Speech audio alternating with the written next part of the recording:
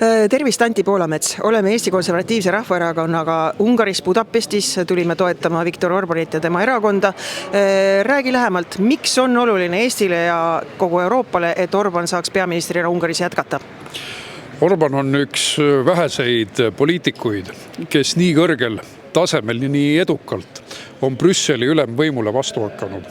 Sest paraku Eestis alahinnatakse seda, kuidas Euroopa föderalism edasi liigub ja kuidas näiteks Poolas kukutati sisuliselt Euroopa Liidu mõjutusvahenditega konservatiivne valitsus, et Brüssel korraldab lausa riigipöördeid liikmesriikides ja see käitumine on ausalt öeldes putinistlik.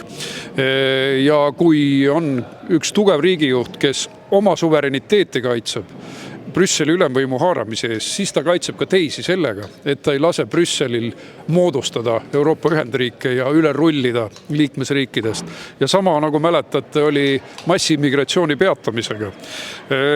Ungari oli esimene, kes ehitas tara ja pani massid seisma. Alles hiljem võtsid teised nendest eeskuju. Isegi Läti on piiri tara ehitanud, Eesti on piiri tara ehitanud, Poola on piirid ära ehitanud, võtke eeskuju. Orbanil oli õigus. Ja need probleemid on paraku päris sarnased ja kui me tuletame meelde USA julgeolekudoktriini Euroopa suhtes, öeldi, et kui siin toimub tsivilisatsiooniline lagunemine, kellega meil on veel NATO-ga koos asju ajada, kas need rahvad on samad rahvad, kellega me NATO lepingu sõlmisime.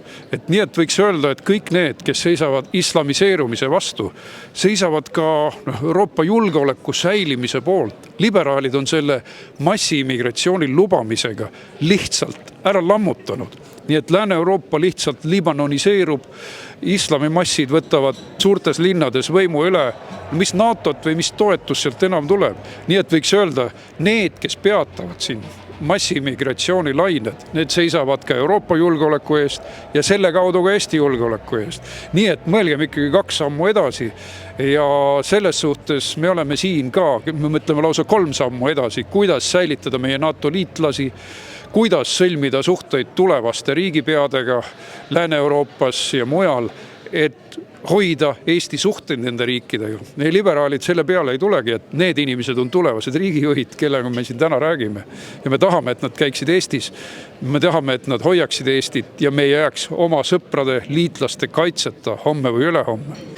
Me rääkisime siin rahva sees sellel rahvakohtumisel ka paari Ungari noorega, kes pidasid väga oluliseks Viktor Orbani võitu selles mõttes, et ta hoiab ära koolides ja lasteaedades LGBTQ propaganda. Et see on noortele väga-väga tähtis. Et sina hoiad ju Eestis kogu aeg täpselt samamoodi sellel teemal silma peal ja kätt pulsil.